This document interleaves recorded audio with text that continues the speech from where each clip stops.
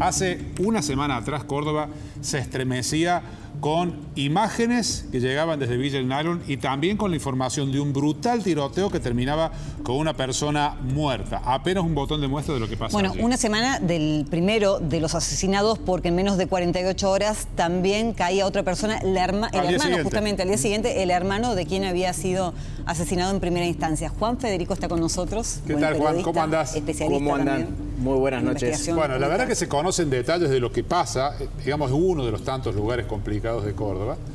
Pero bueno, ayer quedó claro la preocupación del gobierno también, cuando vamos a repasar brevemente en la nota que le manda el ministro de Seguridad a la AFA, menciona justamente el problema de inseguridad y de violencia que representa la cuestión de las barras. Vemos el párrafo donde menciona al problema que hay en la barra de Belgrano, y también en la de Instituto, justamente, donde menciona que ha habido dos personas fallecidas, 2 personas asesinadas en los últimos días. Este es el párrafo donde dice: hacemos referencia a los hechos que son de público conocimiento, tienen que ver con el enfrentamiento entre barras del Club Instituto, que si bien no ocurrieron en el marco de un evento deportivo, podrían estar motivados por un enfrentamiento entre facciones de la misma barra.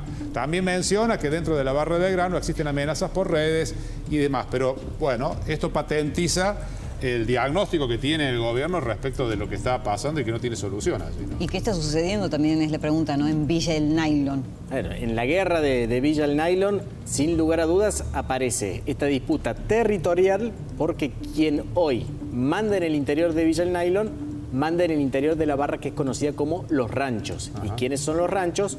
Una de las facciones más importantes hoy de la barra del Club de Instituto.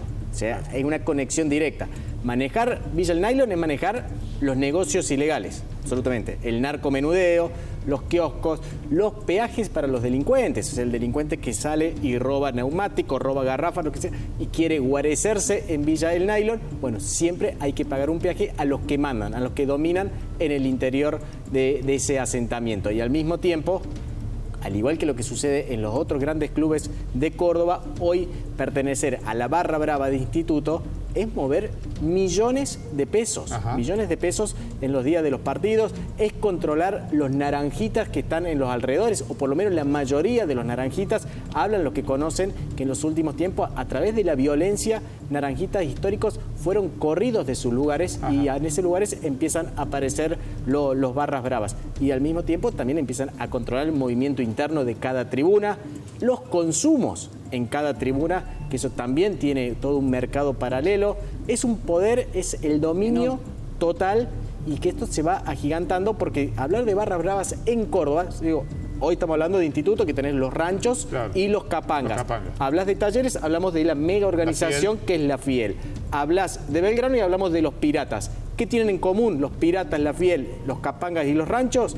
Que también trabajan para sindicatos, para los principales sindicatos de Córdoba, que también aparecen muchas veces en los actos políticos. Claro, sí. Aparecen muchas veces las trompetas de los barra bravas, los bombos de los barra bravas, se ven en las tribunas, pero se ven en los actos de los sindicatos y se ven en los actos de los políticos. Nada de todo eso es gratis. Claro. Hoy entonces hay una disputa por el liderazgo de esas barras, en definitiva.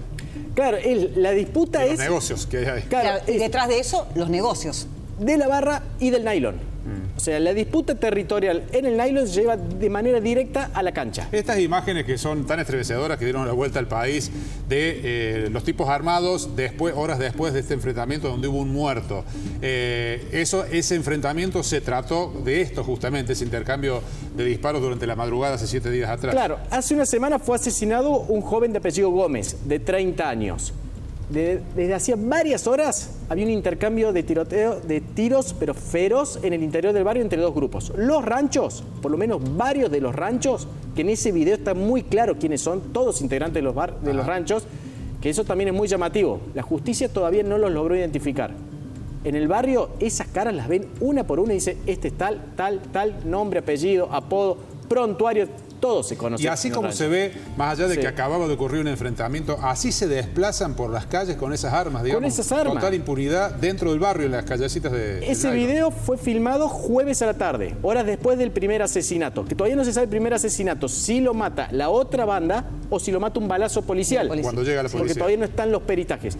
Ese video lo filma una vecina. Sí. A esa hora estaba por entrar la policía. Finalmente la policía no entró, porque una fiscal dijo no vamos a entrar, hay que replegarse porque no están dadas las condiciones de seguridad para que ingrese la policía. Sí. ¿Tenés idea cuál es la población, no solamente de Villa El Nylon, sino también de los asentamientos cercanos? Pues si vos hablas entre Villa El Nylon forma parte de Marqués Anexo, claro. que es un barrio que tiene un largo historial de también. Muertos jóvenes, más de 30 muertos en solo 15 años, todos jóvenes. Villa El Nylon, el pueblito, Ramal Sur, una zona que de manera irónica le dicen el country. Bueno, dentro de todos esos sectores estamos hablando entre 3.000 y un poco más de familias. Bueno, y te pregunto porque muchísimas de ellas muchas trabajadores. Que están atrapadas, claro. La muchas de mayoría. ellas atrapadas en algo, digamos, que no les concierne o de lo cual no quieren ser partícipes. La mayoría son trabajadores. Por supuesto. La mayoría. La persona que filmó este video, de estas personas armadas hasta los dientes, se quedó de rehén en su propia casa, comenzó a ser amenazada, nadie la cuidó. Este video se había viralizado por todo Córdoba y a nadie se le ocurrió cuidarla. Sí. A la noche fueron a tirotearle la casa, la fueron a atacar, la amenazaron de muerte y un hijo de ella, según la investigación, increpó a uno de los atacantes y terminó por matarlo a tiros. Bueno, la mujer que tomó estas imágenes, cuando veía estas imágenes ese día, digo, ¿qué va a pasar con esta persona? Porque, claro, para ellos es fácilmente identificable desde dónde se tomaron las imágenes. Y María, al día siguiente, contaba la pesadilla que le tocó vivir por haber tomado este video.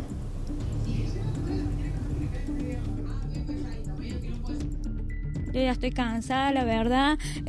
Uno le tiene que tener miedo, no puedo tener a mis hijos en mi casa ni nada porque ellos mandan en la vida de todo, son de la barra de la gloria. Tenaza, Coque, Emiliano, todo eso. Vinieron acá, me quemaron mi casa, amenazaron, pusieron corona, todo. Uno ya no puede vivir así, porque ya no puedo. Y doy la cara, ¿sabe por qué? Porque si me pasan algo para que sepa quién son.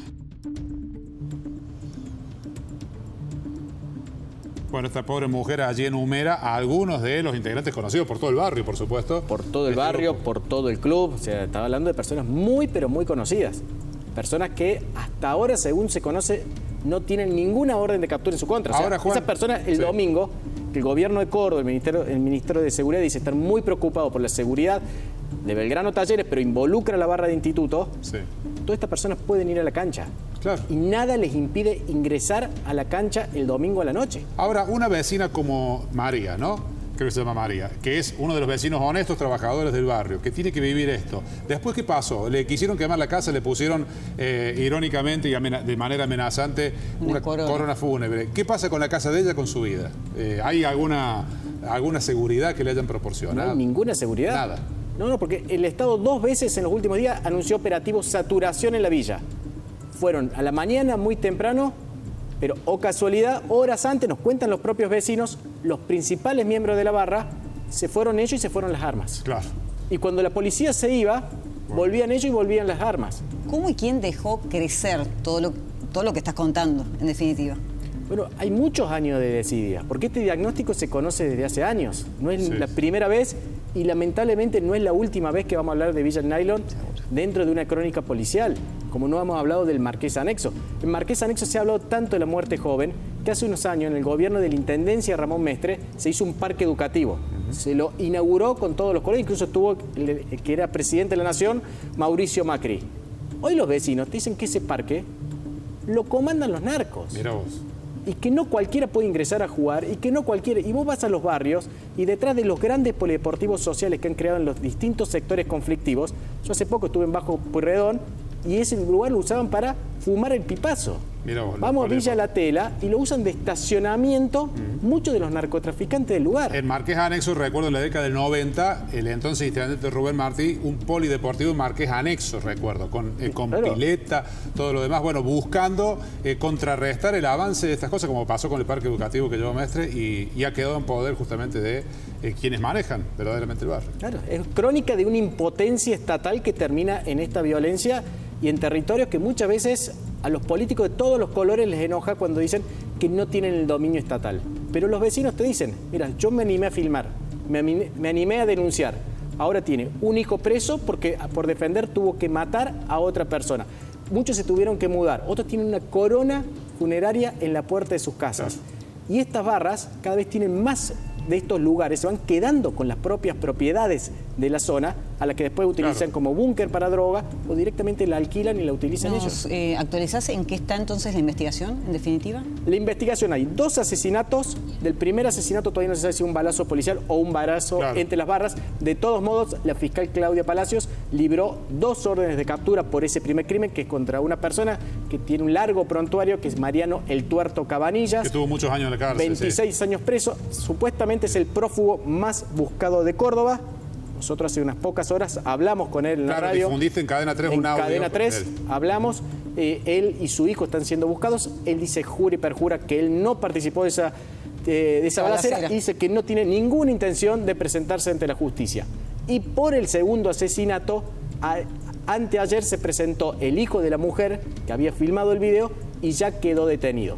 Él dice que es en una pelea, va a intentar que sea una legítima defensa, pero por ahora está acusado de homicidio. El resto, todas estas personas armadas, todas estas amenazas, las casas quemadas, hubo casas quemadas, se arrojó una granada. Después se dijo que era una granada de resina, pero en un momento generó mucha conmoción a la policía.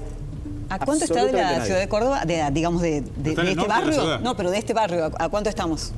Marqués Anexo, Villa Nylon, al centro de Córdoba, en auto, menos de 10 minutos. Claro, y están muy cerquita de la cancha de instituto, justamente, están prácticamente. No estamos hablando de la periferia, de lugares que están lejos. Sí, acá nomás. Lugares que tienen 2 avenidas, la Cornelio Saavedra, la calle Fragueiro, la Juan B. Justo, muy pero muy cerca. Así es. Bueno, gracias, Juan. Excelente trabajo como siempre, Juan. Muchísimas gracias. No, muchas gracias a ustedes. Muchas gracias.